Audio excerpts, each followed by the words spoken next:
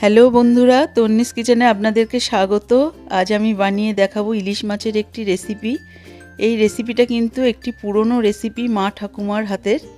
সেটা আমি আজকে নতুন করে আপনাদের সামনে তুলে ধরলাম, কারণ পুজোর সময় মন চায় একটু ভালো কিছু খেতে।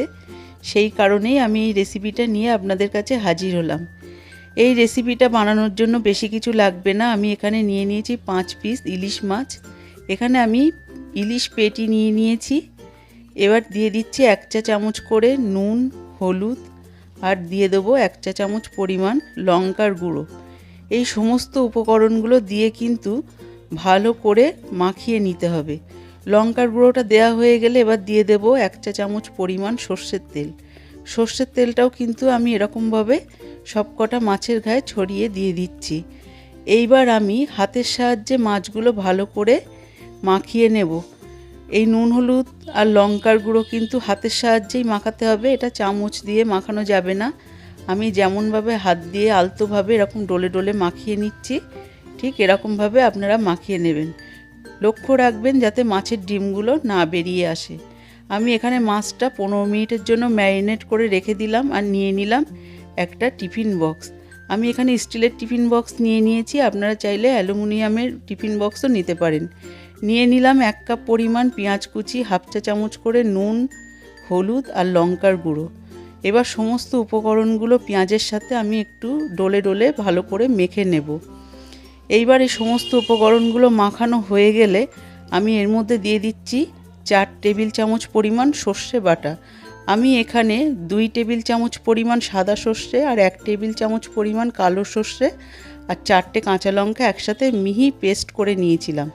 আর দিয়ে দিলাম 4-5টা চিড়ে রাখা কাঁচা লঙ্কা আর 1 টেবিল চামচ পরিমাণ কাঁচা সর্ষের তেল।